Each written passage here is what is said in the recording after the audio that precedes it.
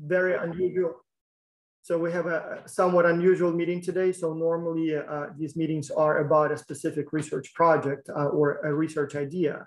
But today, with Jennifer's suggestion, we will be talking or invited several people from business pedagogical journals or education journals. And so we'll talk a little bit about the sort of a different type of publishing. So not one that is sort of pure business, but business education. And I'm extremely curious, so I hope everyone else is. And so David, Jennifer, all yours. Well, first of all, I'd like to thank the editors who have volunteered their time to do this. It is a little bit of an unusual meeting for us, but it's very timely. And I think it's interesting to mix up these XRIG, we call it XRIG, but the X Culture Research Interest Group. It's interesting to mix it up with not only papers in progress being presented or works in progress, but also to bring in something, a situation like this where we have some experienced editors to talk about, in this case, pedagogical research that fits beautifully with a lot of what we do in X Culture. X Culture really, in my personal opinion, crosses into a very nice gray area of both applied and pedagogical research that can be looked at from various perspectives. But pedagogically, there's a great opportunity for people here. And we have 3 editors and an associate editor joining us today. We have Jennifer Leigh, who's the editor of the Journal of Management Education, Paul Hibbert, the editor of the Academy of Management, Learning and Education, and Lisa Stickney, the associate. Lisa, are you the associate editor or are you now the editor of? No, I'm an associate editor. Okay, associate editor of Management Teaching Review, and Alex Bollinger, who's an associate editor of Journal of Management Education. And we have Jennifer to thank for a lot of the coordination of this and to bringing in her editor colleagues for what should be a very engaging discussion. So what we'll do is we're going to start with a plenary presentations of roughly 10 minutes each for each of the journals to present their journal, to explain what they do, what they're looking for. Whatever each editor decides to cover in those 10 minutes will be useful information. Then we're going to open it up for Q&A on the journals. We decided not to do breakout rooms. We could possibly do that at the end if there's a lot of interest, but I think it's best to have almost a roundtable discussion of the editors for the Q&A and to pop in where they see fit to answer some questions. And then we'll have a final wrap up thoughts of a few minutes. So we hope to have this done in roughly an hour. But if it goes longer than that, personally, I welcome the discussion as long as it goes and people can flow out as needed. But so I want to turn it over to, I think, Jennifer first. You helped us organize this. And so Jennifer, would you like to start, or would one of you like to start? I'm happy to start. I just wanted to check with Lisa and Paul. You're good for the hour, or do you need to go with the beginning? No, I'm fine. Open calendar. Thank you. Super, great.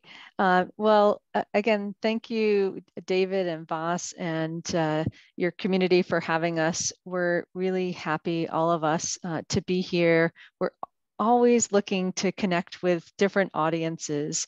And so each journal represents, well, 2 of the journals represent one academic society, the Management and Organizational Behavior Teaching Society. And Paul is representing the journal from the Academy of Management. And so we have our captive audiences in our associations, but we really want to connect with more people. And because I participate in X Culture, and this morning I went back through my emails, my hundreds of emails to Voss to find the first year I started, which was 2017. So I've been involved with the community for a number of years. And I think it's such a wonderful ecosystem of teaching and learning and research, which you all represent. And So I'm just very happy to be here as a peer and with my hat as an almost editor. I'm the incoming editor as of July 1st to the journal. So let me share some slides with you as we begin. And I may not get through all of them, but I will just use them as a way to get us going. Okay, so as I mentioned, I am the incoming co-editor with my colleague Marissa Edwards, who is at the University of Queensland in Australia. And we'll be bidding adieu to Jeannie Foray and Kathy Lundeen. And perhaps some of you have met our esteemed editors at previous events if you are involved with the MED community at Academy of Management, or if you're involved in our society. So this is our journal, and I just want to give a context. I have mentioned previously, our parent society is the MOBTS, and we'll be hearing from JME and Management Teaching Review with Lisa. And just a little plug, we do have our upcoming conference later this month in June. I think it's the 15th to the 17th, and there's still room. It's virtual, and we're happy to have any of you join us. So a little bit of history about our journal, and this gives a little bit of context for the scholarship of teaching and learning in the management education domain. Our society was founded in the 70s kind of as a reaction to there not being a space to talk about teaching and learning so much. The traditional conferences focused more on the scholarship of discovery, and so they created a society where they could talk about teaching and innovations in the classroom environment. Then they started writing them up, and we've had a variety of versions over the years, as you can see from the arrow. And you know, today we are now in the management education space. We focus on really the classroom environment, and we're very pragmatic. And so you can see some of our statistics. We have about a 10% acceptance rate, and we have about 34 days to first decision, which we're pretty excited about, that we're able to sustain that during pandemic. But one of the things we realized as our journal continued to evolve over the years more towards scholarship of teaching and learning, that we kind of were missing out on some of the great applied targeted learning that we're known for in our conference and in our community. And so we did a reboot of some of our earlier work in our society, of our newsletter days and our earlier versions, to create Management Teaching Review. And Lisa will speak about that in a moment.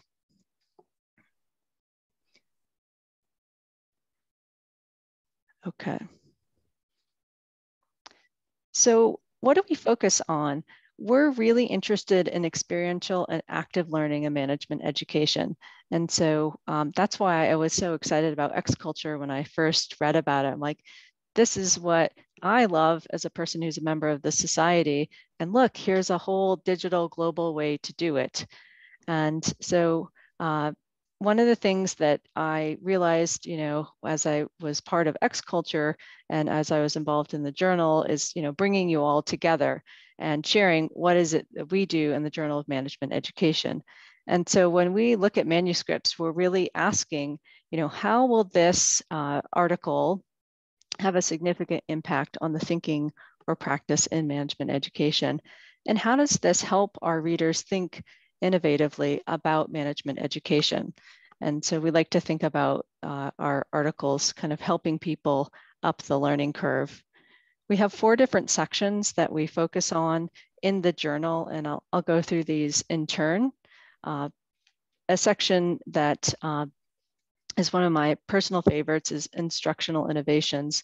This is where people can share information about exercises, activities, simulations that they're using in the classroom that promote active learning, and that they need to be grounded in the literature of what's come before in terms of different instructional advances, and that we need to have evidence of effectiveness.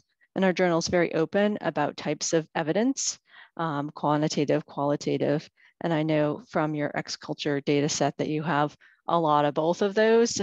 So there's lots of opportunity for publishing in our journal using, mixed methods, qualitative, quantitative, et cetera. And so in Instructional Innovations, if you're doing something in the classroom that works, we're looking for you to share things that you've tried multiple times and that you really have an understanding of what the outcomes are.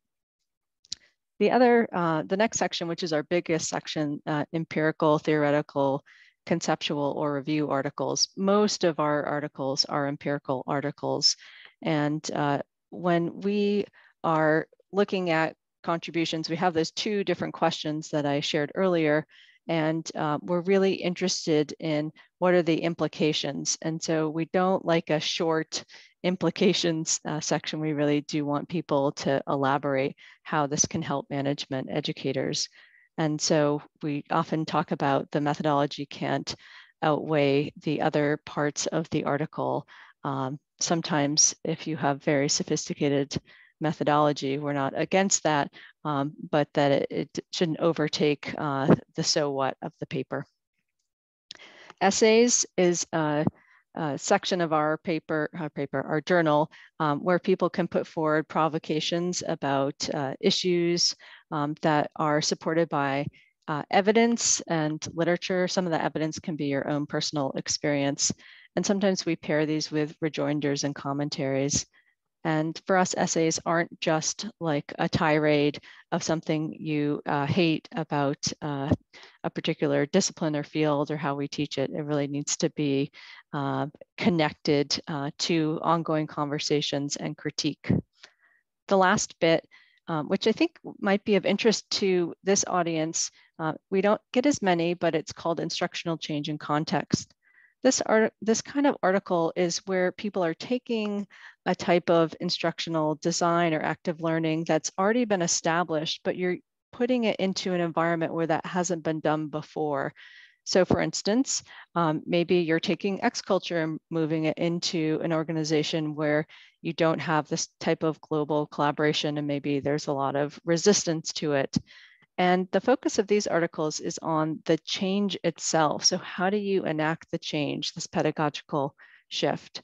And so it's not about, describing the innovation anew. It's really helping people understand how do we roll out this type of active learning practice in an environment where it's maybe not part of the teaching culture.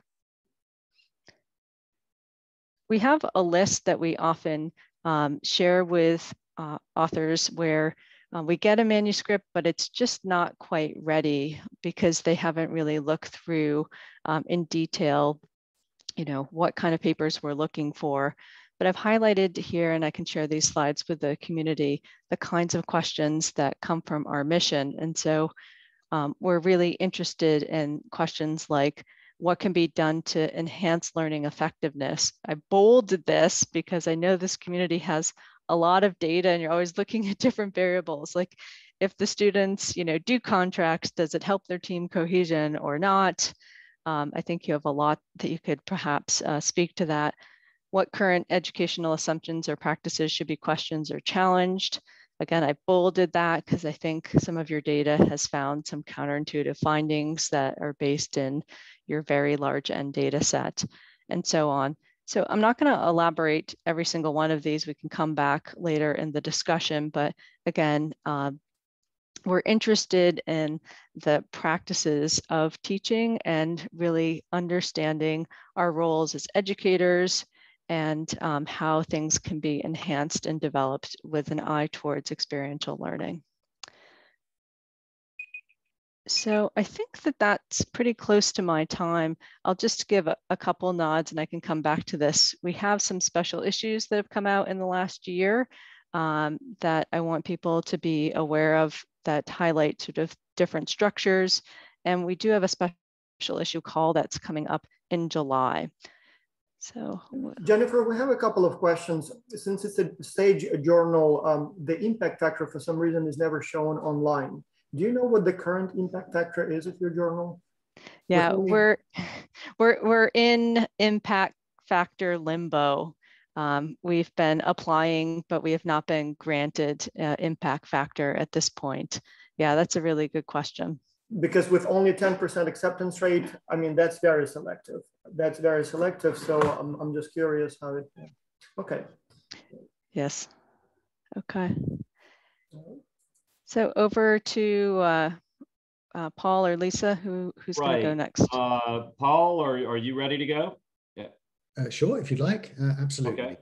My pleasure. I noticed there's some questions popping up in the chat. Probably we'll take them as collectively after all the presentation. That suits people, I think, rather than interrupting now. I think so. And by the way, thank you for joining us from St. Andrews. It's almost 5 o'clock there, so you're giving up your happy hour for us. My pleasure. On a I'm Friday. happy to meet nice people, so I'm still happy, even without adult beverages, so it's all good. So Right. I'll just share my screen and give some slides to you. Okay, and that's hopefully working all right. So I'm going to talk about Academy of Management Learning Education. This is the Academy of Management's journal focused on management learning and education and also the business of business schools. Perhaps a little bit more about that in a while. There was some interest in impact facts and rankings and stuff appearing in the chat there. We are highly ranked as a journal. Whenever I say this, it's not to say we're better than anybody else. It's just we have a particular mission that suits certain rankings. That's just how things turn out, okay? But we still like it, you know, of course, who doesn't? So we do quite well. We're top 10 journal in education overall as well. But you're probably more interested about who we are and what we do, really, than just the kind of the positioning in rankings. I think mostly, as Jennifer's already demonstrated, the journal is built up from the people who help to make it happen. We have a great team at AMLE. I get to be editor-in-chief. I joined the team, took over January last year, I think. It blends in. So I almost know what I'm doing now, which is very encouraging. And we have a great team of associate editors covering, I won't read out the whole list there, but I think you'll see there are people in North America, Europe, Australia, but also some of those folks have second positions, for example, in China or Brazil. So it really is quite an international team that we have, and a lot of coverage in terms of theories and interests as well. And we're held together by managing editor Stacey Victor, who is super and makes everything possible. I have to say that's in my contract, by the way. So thanks, Stacey. What about our editorial stance? What were our views as editors thinking about how we bring together research and education in our field? We have three main strands that we kind of live by. First of all, we're community-oriented and collaborative. So I'm glad to be here, really at Jennifer's instigation, to join with colleagues in other journals and other communities about a shared mission. We're about making life better for management educators and our students together, I think, really. And so that's why we like to work collaboratively across the field. We're international and inclusive. So I mentioned our team, but also you'll find articles in AMLE with researchers and samples from, for example, Uganda, Brazil, India, China, the UK, France, even USA from time to time, you know. Quite a few from there, actually. But that's the point. We really do welcome good research from everywhere. We're rigorous and relevant. We want our research to have a strong theory angle, a little bit more on that in a moment, but also want it to have some impact for practice that flows from that too. Taking that down into our focus and mission, we are the only academy journal focused on a field, learning education. So learning education must be central to the work that we see that's sent to us. And we like to deliver our practical contribution by the way of theory. So we think by enhancing theoretical understandings, we can do better in informing our practice. There are other ways of doing this, and other journals like JME and MTR do much more direct forms of scholarship that are equally applicable. This is just our way of doing it. So we seek articles that contribute to theory development or theoretical debates, MLE in all settings, so from first degrees through to doctoral education and in organizations. Perhaps many of you work with executives in organizations, that context counts for us too. Or the business of business schools, including careers of management educators and the development of management educators in those contexts too. So those also matter to us and we publish in those areas. Questions you might have about that, I'll come to later. I'm not going to go through all these things. This just reminded me of what I've got backup slides for mostly. But what I'm going to go through really is the top one. Most of all is how you pick the right AMLE article types for your work and join our conversation. So our sections mirror to some respect the JME sections, but with one difference. We don't have instructional innovation or that direct kind of scholarship. We do have research and reviews. papers that add to a theory conversation. They could be conceptual, empirical, analytical literary reviews. By analytical literary reviews, I mean they tell us something about the state of the literature. They do not just provide a compendium of it. There's some thoughtful engagement with that gives perhaps leads into new research questions or does some integrative or synthetic work with that material. We have disciplinary pluralism across all of our forms of article.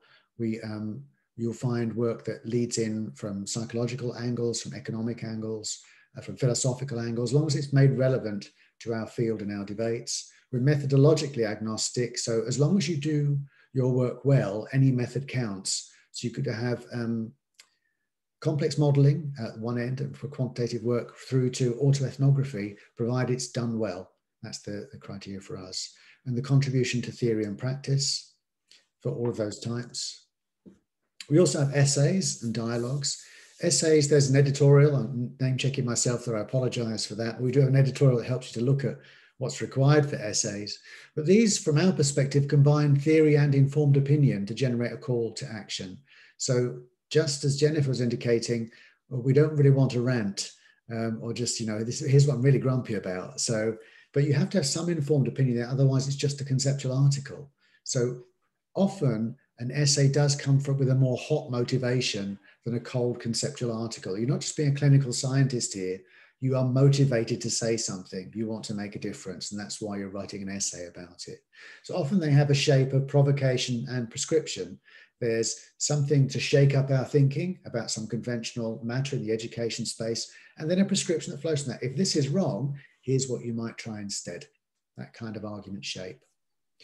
Dialogues are different. They're a response to an essay or research article. So if somebody started a debate and you think, well, actually I can add to that with this precise point, then contact me as the editor if you think you have a short article that could add on to that and develop that conversation a little bit more.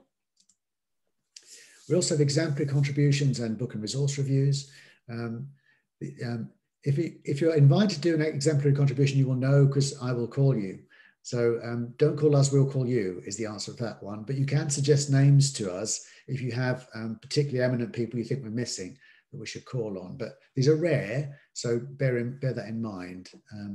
But they're worth looking out for in the journal because often we have some interesting people doing good work to shake things up a little and give new ideas to the field.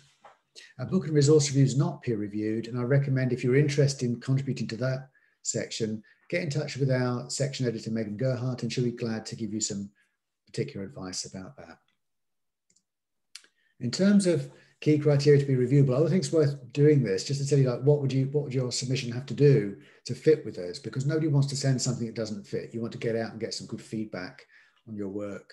So MLE must be clearly central to the manuscript. You've got to fit our field, obviously. So in terms of samples, that means if it's an empirical paper, it's composed of learners, they're higher education students in business schools or schools of management, or they're managers in executive contexts. That's if they're students. If the sample's faculty, they're in business schools or schools of management. That's an important distinction for us. We often get sent articles that are about learners, undergraduates from across the piece in a university setting, and that's not really going to fit for us, not really going to give the kind of purchase we're looking for. So, but that's necessarily not sufficient. So having the right sample will get you some of the way, but not the whole way. So still got to fit with a topic that fits our field. The focus is a theoretical contribution for us. So you're going to connect your debate points, your points of argument with leading journals in the field like AMLE, Management Learning, or the Journal of Management Education. MTR is more directly relevant, but you might piggyback on some of the discussion ideas that come from that in places. But you're going to really frame your contribution in reference to what other people, other journals in the field are talking about. So there's a question in the chat already. Forgive me for answering this one, but they said, can we write about entrepreneurship? Yes, you can, because we already write about entrepreneurship in these journals, but make sure you connect with what we are saying and don't miss that debate. So join it up. A practical contribution to education and practice is expected alongside theoretical contributions. So here's my theory idea. Here's what I'm understanding differently. And because of that, I recommend you do this. That's how it flows. More than descriptive and have relevance beyond the immediate context. It looks and reads like an AMLE paper. So that's the fit and finish we're looking for. So we want authors to show they've considered what our submission requirements are and prepared the manuscript with care. That sounds trivial, but it's really not. You can really tell that an argument's not going to fit when the work doesn't look like it's been assembled with awareness of who the readers are. So craft the argument, not just the aesthetics, as that's about reading recent papers. I think all of the editors will tell you the same. You've got to read the journal to understand how to write for it, and consider how your argument should be structured accordingly. So the paper should show that the authors know who they're writing for. And that's all I'm going to talk about. And I've got some backup slides for other points later, but Jennifer was so good and on time. I think I've nearly been on time, so I'll stop sharing now. I think that both of you so far, and I'm sure Lisa too, this is very helpful for a lot of people, because I don't think, when I go to conferences, it's very rare that there's a session focus, let's say, just on pedagogical publishing. Oftentimes you're at some elite journals, but you might be, and correct me if I'm wrong, you might be grouped in with a lot of other basic and applied research journals, and you don't have much time to get into the details that are very useful for a lot of us looking at or that have experience with pedagogical research. So with that, Lisa, you're up next. Yeah. Wonderful. Thank you so much, David. And thank you for inviting me. I bring you greetings on behalf of Jane Schmidt-Wilker, editor-in-chief. She was unable to make it today. So I am here instead. I'm an associate editor. I primarily do experiential exercises for MTR, and I'll get to that in a moment. Let me just share my screen. So let me, everybody see this? Okay, we're good. All right, excellent. So Management Teaching Review, as Jennifer pointed out earlier, is a sister publication to Journal of Management Education. And we are published by the Management Organizational Behavior Teaching Society. We're one of their 2 journals. We are a new journal. We're in volume 6 right now. I have been with the journal since, I guess, 7 years. I started the year before we published as an editor. I wasn't a founding editor, but I came on about 3 months into the process. We're quarterly, we're fully online. When libraries purchase the JME, they get a bundled MTR with it. So we are double-blind peer-reviewed, and we have about a 33% acceptance rate, and we're always, of course, keeping an eye on that and working to get that down. But for a new journal in volume 6, we're actually pleased with that acceptance rate. So where do you find us? We're Sage, so we're indexed in all the usual places that you would expect to find us. So ProQuest, EBSCO, and the usual databases. What do we publish? We're different. Okay, we're different from JME. We don't publish empirical research. We're definitely different from AMLE. So what do we publish? Short articles. Our body of our articles is limited to 2,000 words. That is not a typo. We are talking roughly 8 double-spaced pages. Okay, they're topically targeted. The journal and the articles in it are intended to be a resource for people that are involved in teaching in some method. And it could be executive education. It could be, somebody that does coaching or small groups. It could be an instructor in a traditional classroom, but somebody who's teaching. We want them to be able to pick up the article, skim through it, and know whether or not it fits what they're looking for.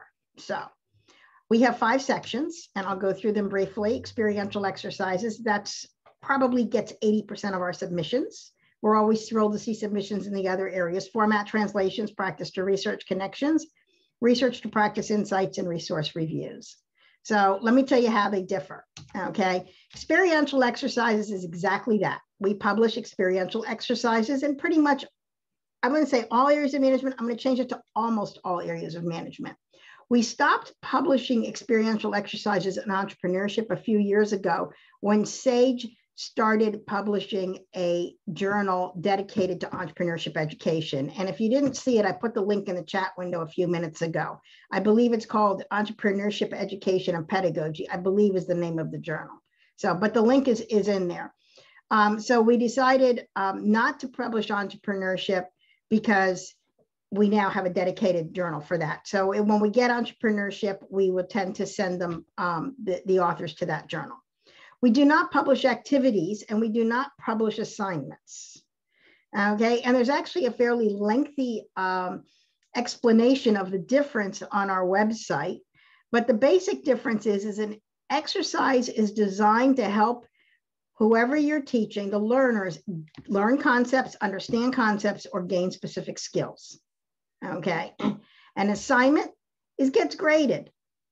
Okay. In general, it's designed to assess learning. We're not assessing learning. Okay. We're looking at exercises that enhance learning. Okay. And activities generally have a process objectives. They tend to be things like icebreakers, introductions, team building exercises, or activities. I shouldn't even say exercises. Sorry. Morale builders, things like that. We simply do not have the volume with our staff to publish those. We've talked about expanding and adding a section for assignments, and we simply don't have the volume to do it right now. So unless we get a whole lot more people volunteering to be on our editorial board, review for us, and jump up and say, hey, I want to be an associate editor, for right now, we're sticking to exercises. Format translation is a modification of a teaching activity, something that you've done somewhere that you are now changing. Okay, it might be a change, a typical change in format translation, and I've actually been the editor on a few of these papers. Typical change would be from face-to-face to online. Another type of change might be changing the audience. You took something designed for undergrads, but you've now refined it for executive education. I did one a few years ago where exercise designed for executives and all-day executive education, actually it was a 2-day workshop, was changed and modified for undergrad. So you're completely changing the audience. That would be a format translation. Format translations provide two contributions: the modified activity or exercise, and also the explanation of how it was modified and the pathway that was done. Provides a way for other readers to look at it and say, hey, I can do that with my such and such exercise. I can take that and modify it. So, it provides two. Like practice to research. These are first-person narratives, okay? And they're things that you think about or you discover in the practice of teaching that makes you think about and spurs ideas for research in your mind. What might this look like if I decided to research? Something that you do in the classroom or an instructor does, and what might it look like, okay? Is there a gap in the literature? You know, talk about that. So research to practice, okay, is the flip, okay? You've been reading the research literature and you're thinking, how can I incorporate this in my practice of teaching? The articles basically have a literature review and implications for practice. So in these, you're going to synthesize published research. So, but all of our articles have to be immediately useful to management educators. That's the standard by which we hold the articles. We want somebody to be able to pick it up and skim the article and know instantly whether they can use the information in it or not. That's pretty much the criteria all the editors use at MTR. Resource reviews, these are not your own creations. Unlike experiential exercises, which have to be original or a serious modification of something that you've done, okay? Resource reviews are something in the public domain that you are doing a review. You have to have used it in the classroom. You can't just say, oh, I want to review a book. No, we don't do book reviews unless you can tell me how you're using the book in the classroom and have used it in the classroom. So, I don't want to, when I say 2,000 words, I should qualify that. We have a 2,000 word limit on the body of the paper. There is no limit on tables, references, or appendices. And part of our job, and by the way, just for the record, I have a paper on my desk right now that I have to write a letter on, a decision letter on. The actual manuscript is 49 pages long. There are so many appendices. Okay, so don't be panicked by the 2,000 word limit. And a lot of what the editors do is guide the authors on how much goes in the body to explain and give people the idea of it. And then we put the detail in the appendices. Okay, and often student handouts go in the appendices too. That gets very commonly put in there. So, so where do you find us? You find us at Sage. We use Manuscript Central just like everybody else. If you're interested in reviewing or poking around, you can look at our recent articles on there, get an idea. So, and that's pretty much what I've got right now, unless anybody's got any questions. Lisa, if I may ask a quick question. So when you say description of the activities, do you mean instructions for how to use them and the actual copy of, for example, the assignment that goes into it? And then a question also for Paul and for Jennifer. Do your journals publish also a description of activities and exercises, or that's something that would be not acceptable for your journals? Yeah. Okay. Well, I can at least take the first part of the question. Yes.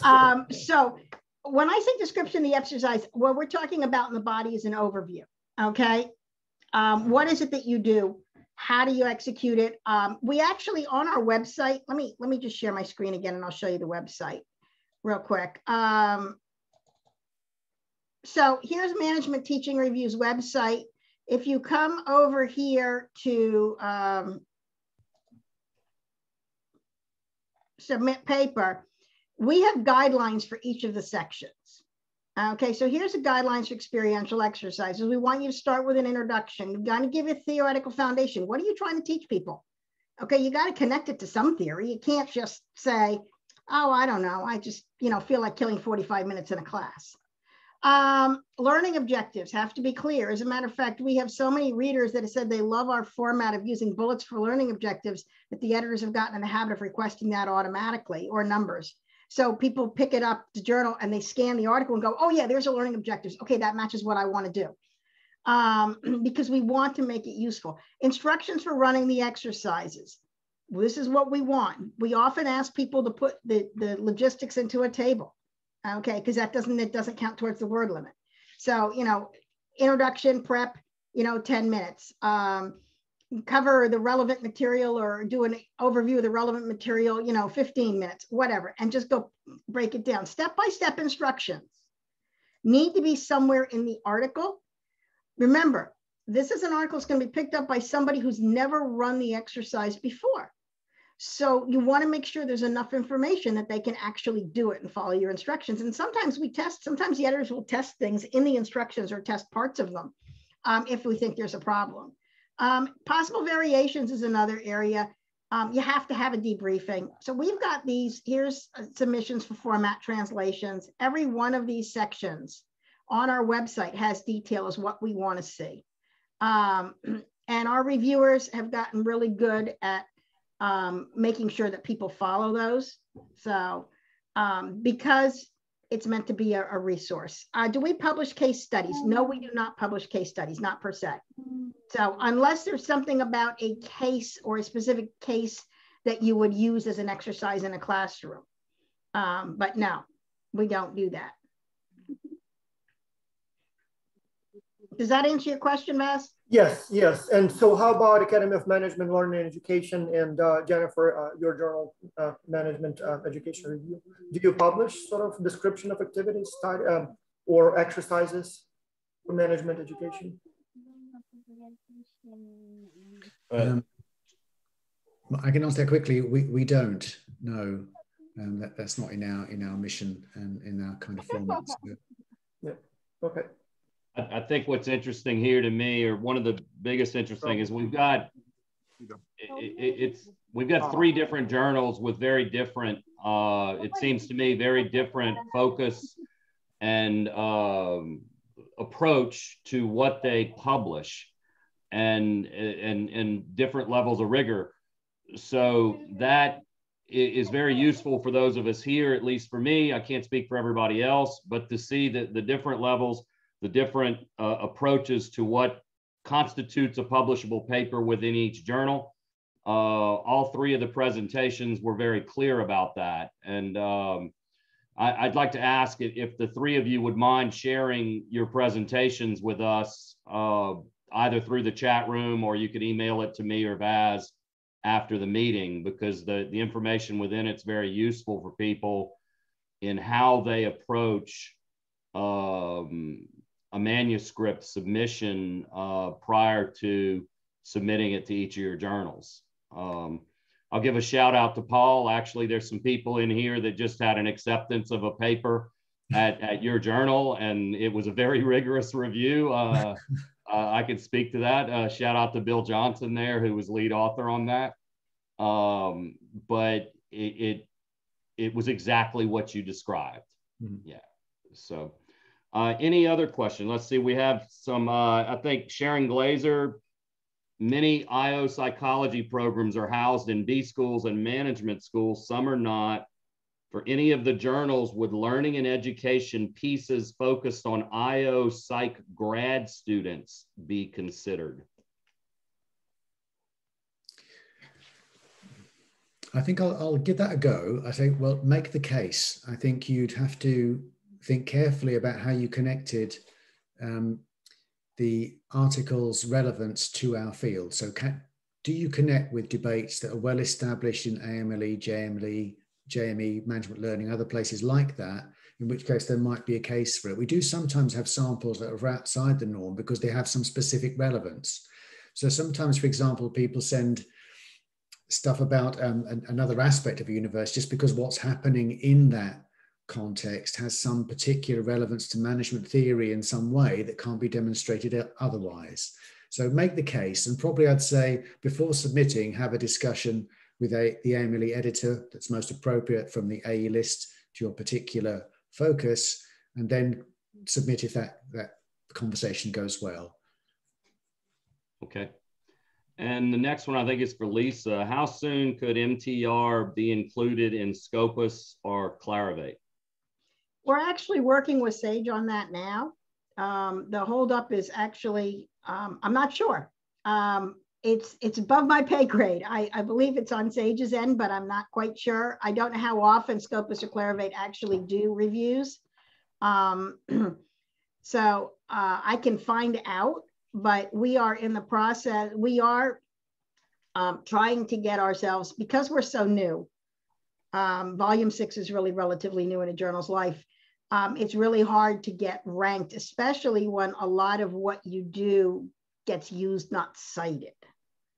So, and that's part of the problem with publishing a lot of exercises, is these are not papers that are likely to be cited. They're likely to be used in the classroom because that's what the journal was designed for. So we are working to get on both the AJG list and the ABDC lists. We will come in at a fairly low level because by standard measures of citation based uses, we're going to be low. But we're working on that. So I wish I had a time frame. I don't. I heard a year ago, about a year ago. So I haven't heard the update. Our editor's meeting is actually scheduled for in about 2 weeks at the annual MOBTS conference. So we haven't had it yet. So I don't have an update for you. I'm sorry. I can't be more specific than that.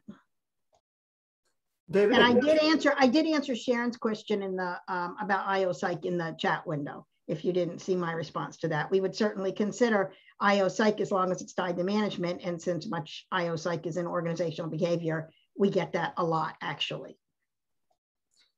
A question for all three editors. How about research on training and development of employees? So basically corporate training, would that fall under your umbrella, or would it have to go to an HR journal? For us, no. Generally, that would not be the case. I would encourage you to go to another outlet, and unless the training was something that's housed inside your degree program or a certificate. Sometimes there's this space that's a little bit on the edge, but if it's purely workplace, it's not for JME. For us, it depends on the nature of the training. So obviously we do get some material on leadership programs, for example, that would be relevant. So I think if it's first level management training, then maybe it is, provided you can make a theoretical connection. If it's leadership training, then maybe it is, but you'd have to make sure you do have that real good connection to establish debates in the field that join up with your sample too. We do. As long as it's tied to HR, we're good with it. And it matches one of our 5 sections. We would take that. Our focus audience is people involved in the practice of teaching and learning. We don't distinguish. The only distinguishment we make is secondary or lower. If it's higher ed or adult ed or adult learners, we would certainly consider it. We publish a lot of HR material. Yes. How about the other end of the spectrum? Like, for example, within the X-Culture project, we are experimenting with children's track. So we have participants from ages 9 and up who are training in management education. Would a paper that describes those kinds of experiences, provided that it's properly rooted in theory and connects to other training, would that be too young, or it doesn't really matter the age? 9 would probably be too young, but that would be an editorial decision. If it can be grounded or shown to be applicable in a different setting where our readers actually live, then we would probably encourage it as a format translation, to be honest. But it would be done on a case-by-case basis, and that would be a decision that would be, depending on what the area of the well, if it's training, it was HR, then it would probably end up on my desk. It would be a conversation between Jane and myself about what do we want to do with this paper. Is this something that we can use? Is this something, the standard that we use is this something our readers would be interested in? Is this something our readers would expect to see? And dealing with 9-year-olds is not something that our average reader would look at. So that would be an ideal example of a format translation. I did work with a local secondary school, elementary school, whatever. And now I'm going to adapt what I did with those kids for my adult learners. I think we have another question. It was given early by Jonathan Ying, but it says, Jennifer, would you please say a bit more about review articles? Sure, we don't get many of them, and we love to have them. It'd be nice to have one on global virtual teaming. I will say review articles, it's similar to what Paul shared. It's not just a review of everything that's ever been written on any given topic, but that it's done in a systematic way in terms of the article selection and analysis process. There's lots of ways to do systematic reviews. You just need to be clear about that process. And then there needs to be a clear implications for the field and also for practice. So what does this mean that we've curated in a systematic way, a look at the literature on a given pedagogical topic in management education? I will also add that review articles can be much longer in length. And so typically, because we are still a print production, we print those online only so the authors can have the extra amount of page that they need to cover the literature in a thorough way. Great, I hope thanks. that answers the question. And I think there's another one right below that from Teet, I believe that's correct pronunciation, Elenerm. Which is, what is the best, and it'd be interesting to get your perspective, what is the best globally oriented, not only USA focused ranking list of journals that are relevant for business schools? What is your assessment of the British Association of Business Schools, parenthetically chartered ABS journal ranking list? Since I mentioned a couple of those, I think I'll go first if that's okay with my colleagues. Sure. I think these are useful benchmarks, but they should never stop you from sending your work to the place where your conversation makes most sense. So I have one of my most successful articles, one of my most cited articles is at JME. And if I tried to send that to AMLE, nobody would be interested. It would have been a silly place to send it. So you've got to send things to the right audience and be guided by that. Ultimately, have a look at a range of rankings if that's important for you in making a case points in your career, but the ranking that matters most to you is the one that matters for your tenure process or for your promotion process. And ask your dean if you don't know, I think, is the normal guidance I'd offer on that. But as a scholar, send your research where the conversation is happening is more important for me. If I may comment a bit, actually the background of my question is that at the moment we are using at the Estonian Business School this British Associations of Business Schools ranking list. But indeed there are debates. So actually you understand it's an institutional decision to choose the right system of ranking, because that's the basis how all professors are rated, how their contribution is measured. So that's the background of the question. It's not my individual question. It's what's your advice for a business school or for a country? Okay, well, I wish I had a voice that carried that far. That would be remarkable, wouldn't it? Yeah. But if I did, I'd say I would look at the methodologies for the ranking, decide which one you trust. I think the CABS list gets a lot of bad press, but the methodology is not bad, actually, in the way it's constructed. It's never perfect, because articles can be good or bad in a good journal and vice versa. But so check the methodology and then make your decision. I think that's my answer.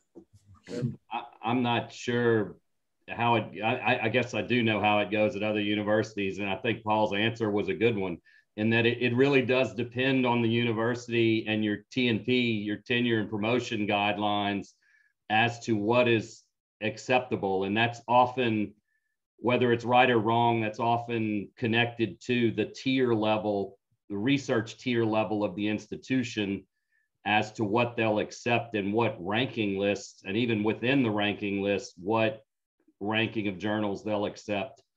And it's an endless debate, at least at my university, and I think at other universities too, as to what's acceptable, especially as you go a little further down the tiers in university rankings. There seems to be much bigger debates about that. Yeah. And Lisa or Jennifer, do you have or revise? Yeah. Go ahead, Voss, and then I have a new question. So if you would like to comment on Yeah. journal rankings, but I have a whole different question. Sure. Yeah. Because I'm at an institution that doesn't go by lists, it's not an area that I've studied extensively. I can just say that JME, like, we're aware of it. We're working just like MTR to get on the list that we're able to. There's a lot of bureaucratic gatekeeping procedures, like the impact factor, that are barriers to more applied journals where the metrics don't measure the impact. And so we're really square at the center of this debate. So I would just encourage people who are senior people of influence at your institutions to advocate for management education in a variety of ways, as for these journals and more, that these are part of the package. It's in alignment with the ACSB standards and probably many of the other accrediting associations, and that SOTL is a valid and worthy intellectual endeavor. So I would just add that to the conversation, that we have power of influence and to use it. I concur. I'd like to add briefly. So I'm at a mid-sized institution. Our teaching load is balanced research and teaching. Because teaching is part of our mission, we were able to get the SOTL journals ranked internally.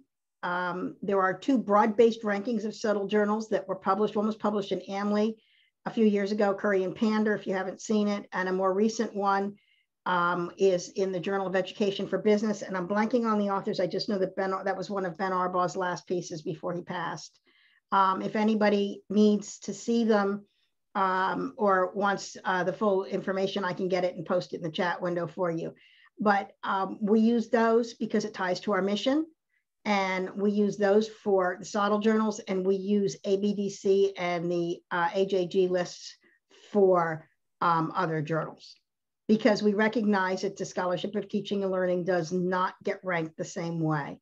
So, and as an AACSB school, it needs to tie to our mission, and it does. So, and as Jen said, if you're in a position to have your voice heard, please speak on behalf of the faculty that aren't in a position to speak. It's really important. This is a legitimate stream of research. One more question about the fit. Clearly all of your journals publish research related to teaching itself, effectiveness evaluations, perhaps things like that. But how about the education system? Like, for example, issues related to, for example, business school rankings, or perhaps issues related to the incentives that professors have to deal with. So more kind of the system as opposed to the technique type of publications. Are you publishing that kind of research? Yes, absolutely. Both in terms of empirically informed pictures of how the field is developing and how institutional structures are changing, but also critical works that take a political position on that. You'll find plenty of those in AMLE in recent years. I think JME also, Jennifer. Not MTR. If it's not usable, immediately usable in a teaching environment, we won't publish it. Yeah, good to know. Good to know. Okay. You know, I'd like to make sure that everybody, does anybody else in the group have a question here? I have a couple maybe left, but does anybody else? You can publish it through the chat or just chime in if you like, if other people here if it's have okay, I'll pick up a question that's in the chat with my name on. Is that right? Sure. About are international students at higher education institutions qualified as samples? Do they have to be in management business programs? So the answer to that question is easy for AMLE. It's yes and yes. So a good example recently is a paper looking at a mindfulness intervention program in a school of business in Australia, for which the sample happened to be majority Chinese. Because international education has been big in Australia. Now they shut the borders, things are a little bit different, but the answer to this question is yes, but both together and not either or. It brings up a good question. What's for any of these journals, what's your approach to generalization or generalizability of results if they're using a single country source sample, let's say? Oftentimes in the US, it often just gets accepted as that's acceptable. But if you use another country's sample, it's like, well, that's not a representative sample. So what are your approaches towards that? Can I keep talking, Jen? Oh no, Jen, you please. Go yeah, you go. Yeah, I'm not putting up with any one country as the world, if you'll forgive me. So everywhere has to justify their argument based on the demographics of their sample and why we should think that's a relevant sample. But mostly they do it through theoretical generalization. So their argument adds to theory in a way that is intelligible and persuasive. So that really adds to what we know from the sample as well. So provided that you give us something to think about and you couch your claims carefully as well. So that's the other thing that people will often say. And so, from my sample, from my sample in Scotland, I can say that management education should always do these things. Well, no, you can't. You can say from my sample, I've found that management education might learn from trying these things in this way. And that theory seems to suggest. And some people get upset about weasel words in theoretical contribution. I don't at all. It shows appropriate humility about the level of your contribution. So think carefully about what you can claim, what you can argue, but often you can generalize from samples if your argument is careful, no matter where you're situated. And it's often more interesting sometimes because actually a context that's unusual might tell us something different. So for example, looking at some work from particular countries where there are two cultures equally balanced in contestation, for example, and what effect that has on education might tell us something we wouldn't see from a sample in a more conventional environment, if that makes sense. So also make use of the uniqueness of the sample as well as trying to write it away. That's my general take on that. It's a ditto, and this can be addressed in terms of implications for future research, right? That we acknowledge the boundary conditions of our sample. I just think that you can't do everything. You can only do your study. The only thing I'm going to say is that's outside the scope of what we publish. However, with regard to international, we have many articles that come from international authors that have been, in fact, tested in international contexts, and we love them when we get them, and we publish them regularly. I wish we'd get more. Runner-up on a best paper 2 years ago, in fact, was an article that came from a university in Lebanon. It was an exercise that was a classroom as an organization structured exercise. And it required a little bit more time to explain the context to the non-Lebanese readers because they were in the minority numerically, but it was great. And actually that paper was a little confusing to the original editor who got it. So it went through 3 editors to make sure that we had the context correct and we had everything there that people could understand. But we were very happy to get that paper and publish it. So if you've got stuff that's been tested in international context, give us a holler. We'd love to see it. Well, I think that's one of the, and Vaz, you can chime in. or others, it's to me always been one of the if not the most interesting, one of the most interesting things about X culture is the scale with which you have such a globalized cross-cultural sample population. And it can be scaled in both at the country level and at the international level. So you have this massively culturally diverse, oftentimes a pedagogical sample that is very, very difficult to acquire without a program like X Culture. Yeah. Go ahead, Vas. I have a slightly different question, not related to management education, but related to your experience and approach as editors in general. So imagine a situation where you submit a paper to a good journal and you get crappy reviews. And so you have a dilemma. Do you want to appeal, dispute it, or is it more efficient just to move on to another journal? And so if the authors came back to you and said, you know what, the reviewers are wrong, or they didn't read the paper carefully, they didn't notice, you know, some important things, what would be your response as an editor? And would you recommend me to sort of try again and try to argue with you as the editor and the reviewers? Or is it, you know, there is no hope and better just move on and go to another journal?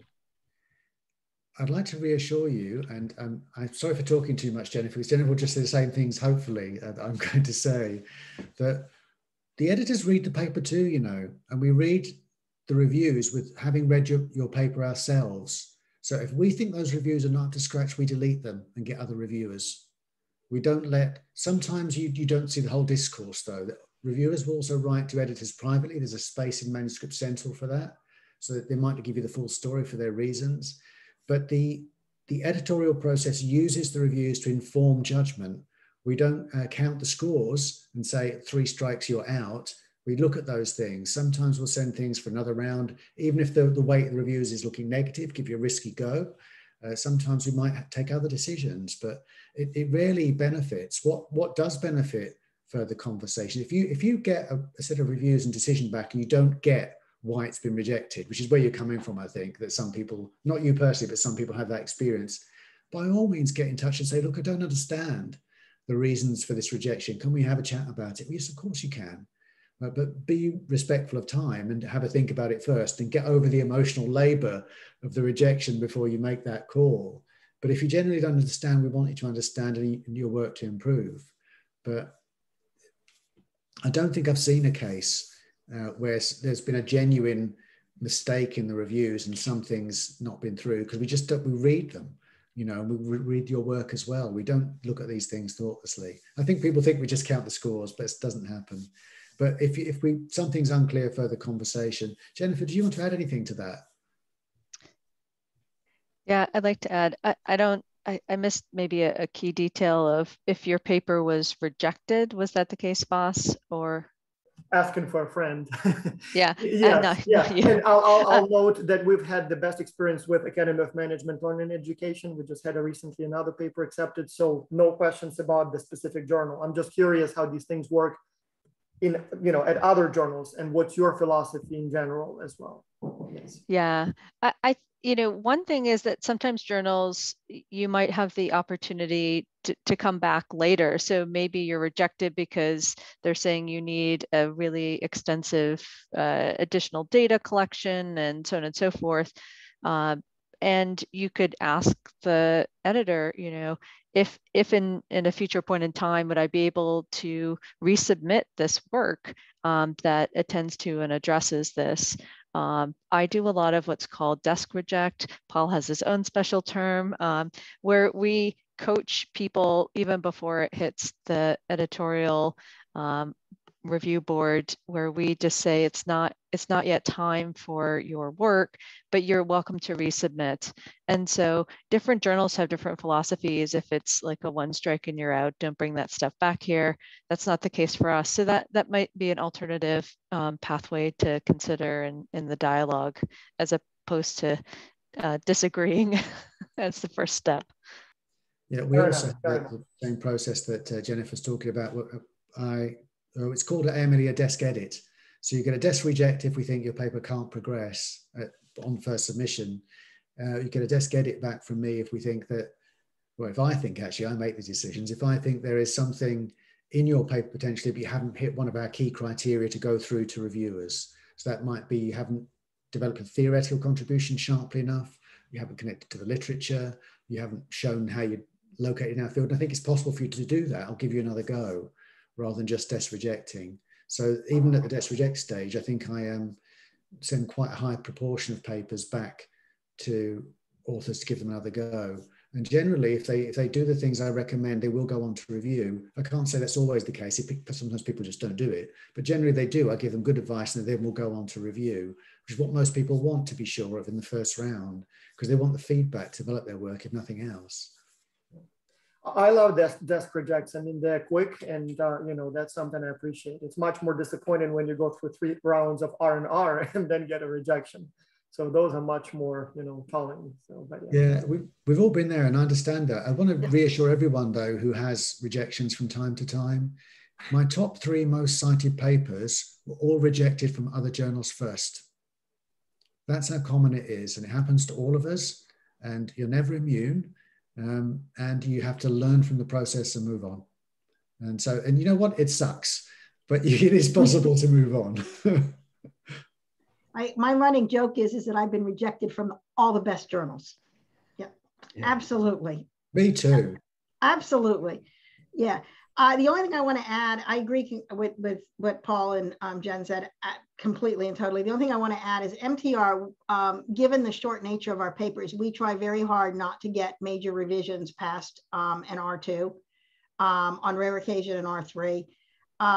So if we look at a paper and the author isn't being responsive, or they's just not working for whatever reason, we'll stop, okay, and basically say, you know, we can't get this publishable in a reasonable number of revisions.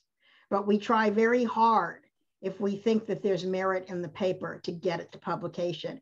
And I just want to say, as an associate editor, okay, I make a personal point, and I know I'm not the only one who does this, of reading the paper first before I read the reviewer's comments. Okay, so while the paper's out for review, I read it, make my own comments as if I was a reviewer, scribble all over the thing. Okay, and then I look at the reviewer's comments and see what aligns, what doesn't align. And try to pull everything together in my letter in a way that's semi-coherent and understandable. So how about your philosophy on this issue? Again, asking for a friend, and a few friends are smiling here, they know what I'm talking about. How about you get some comments in the first round, you address them, and then in the second round, the reviewer says, oh, and by the way, you don't even have the right sample, or oh, by the way, one of the variables is not even appropriate. And sort of it's a new issue, and on that ground, they reject the paper. So is it ethical to bring up new things in the second round, or you know, the reviewers are expected to stick with the original list of concerns? Sometimes when you have a revision to a paper that's quite extensive, it reveals new problems. So sometimes people might have asked for more details of the sample, you provide them, and then they think, oh, now I can see it. You know, so be a bit fair about that. You know, sometimes if you're giving people new information, you have to let them react to that. I don't think people are evil. Well, most people aren't evil when they're reviewing. I can't say they're all not evil. I can't judge the whole of humanity, you know, but generally they're playing fair.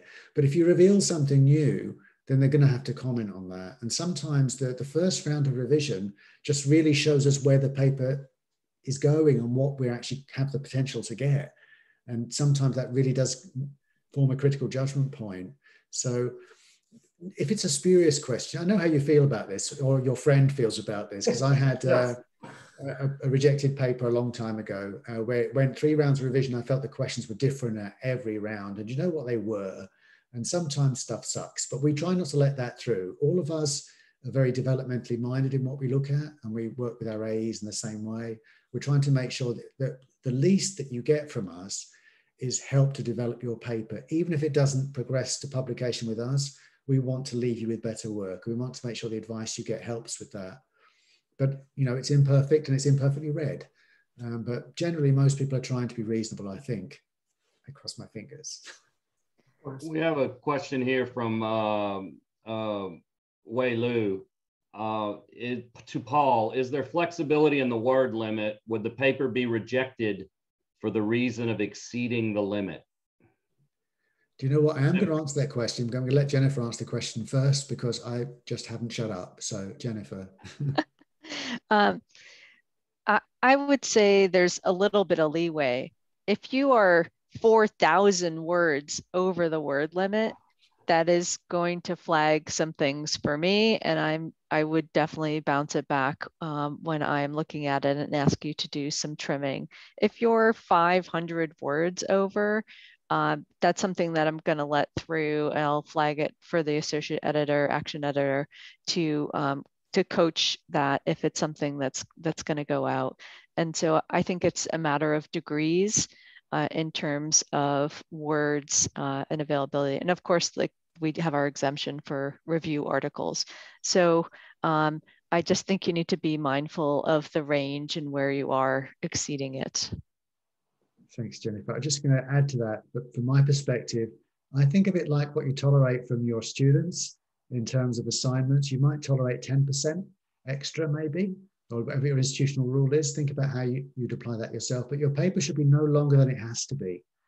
For the reason that concise papers do better in terms of reading and being cited, and also they're less irritating to reviewers if they're not overlong. So generally we have page limits according to certain formats. You'll see those referenced on our website. If you're 10% in the range and you tell me in your cover letter that you are longer because of a specific reason, I'm probably going to let it through. If you're longer and you don't tell me why that's the case, I might be negative. If you're stupidly long, I have to use that term advisedly, then no. I was sent a paper. We have a normal limit on empirical articles of 40 pages, formatted in a certain way with the references single spaced and yada, yada, yada. Somebody sent me an 85-page paper. You know what? That's not getting through. So don't do that. So think about what's reasonable to ask and have a conversation before you send it. If you think you've got really something so wonderful, it deserves extra space, have a conversation. Don't just throw it in and hope. I think we're running close to the end. I have one question, and maybe Vaz does, but I have one final question to kind of sum things up. And I think you just covered one of the issues there. Would each of you identify 2 to maybe 3 critical flaws to avoid in making a submission to your journal? Sending us an empirical article.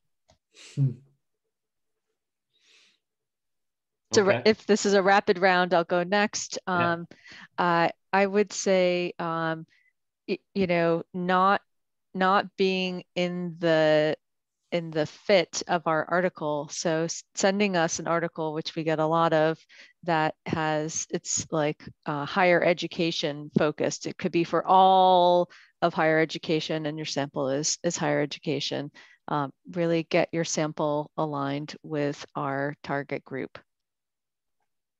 Yeah, and for me, it's the basic lack of theory. I mean, if we want a theoretical contribution, if it's not there, we can't go further. So building on what Jen said.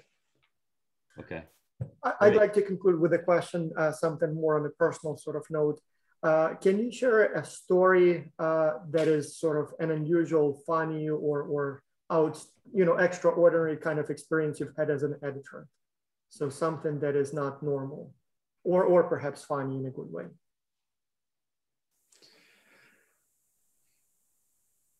Wow. Or difficult, particularly. I'll just tell you what always makes me laugh when I read cover letters. And that's when the cover letter says, Dear Journal of Management Education, when it's sent to me, for example. Or Dear Esoteric Journal from a completely other field. We totally targeted you. Oh, great. Or when they put somebody else's name, that's even better, That's a good, yeah. We got one this week. That would be a critical flaw to avoid. Yeah, we got yes. One this week. I'm not kidding. The cover letter said, please, I'm submitting this paper for consideration in your journal. It has nearly 0 plagiarism. Hence, you should consider it. That's a criterion. Those are the exact words from the letter. I'm not kidding. Yeah. Hence, you should consider it. I'm like, really? how about we nearly zero consider, I mean, yeah, okay, somebody used turn it in, but that's, right. Yeah. I don't know if this is more awkward than funny, but I remember rejecting a paper from one of my PhD faculty members who was critical in my training. That was an interesting developmental milestone to reach. So, you know, we all, and I just want to emphasize a couple things. We're a very interconnected community in management education. Not only do we collaborate like this, but we also review for each other. And so really do attend to where you're sending it, like Paul said, because we're interconnected and we might have seen that paper before if we have a certain specialization that we review in. So just remember, we're a small interconnected world. So, and remember that we're all volunteers and we're all human too. And sometimes life gets in the way for us. Please, if it gets in the way for you, talk to us. Because if you let the due date on Scholar One expire, it's a pain in the neck to go back in and change it. It has to be done by the editor-in-chief. The AEs can't. But if you contact me before it expires, I can extend it. I get that there's nothing about these times that are normal. So, yeah, absolutely. So the lesson is treat your grad students and colleagues with respect, because today they are your students, but tomorrow they'll be making decisions in your papers. I tell you, I've been in the position where I've had to reject articles from people that were personal friends, and that's uncomfortable.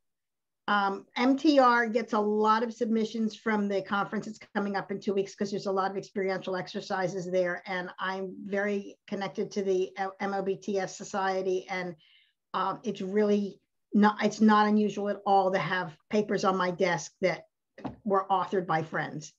And yeah, it's always uncomfortable, but sometimes it needs to be done. If it's just not publishable, it's not publishable. So, yeah. David, I just realized we're way over time, so probably time to wrap up. We expected to go over with this a little bit, and I did want to close it, Vaz, before letting you say something by saying thank you to all of the editorial participants here for your time and your experience. It's very informative. I've published in several pedagogical journals, and I've learned a lot just by listening to you, even with what experience I do have. And it's given me some great ideas, and I'm sure it has others within the group. The X-Culture data, the X-Culture method lends itself beautifully to pedagogical publishing. So I fully expect and hope that you'll get some quality submissions going forward. And we really appreciate your time. And Jennifer, especially you, for helping organize and introducing us, or me, to Paul and to Lisa, and helping to organize this really informative session. I think it's been a great session. Yes. So, Vaz? And as Lisa pointed out, yes, we know that you're volunteers. We know that you do this work basically for free. And so we greatly appreciate your effort. I know how much work goes into it, and we've had the positive experience with all 3 journals. So I truly appreciate your time and effort and support. Thank you very much. I'm just so passionate about both the management education community and the X-Culture community. And so finding ways to have more interaction and exchange so that we can get all the great insights and data and innovations out to the broader community. So thank you for having us. Thank you very much. Very appreciated.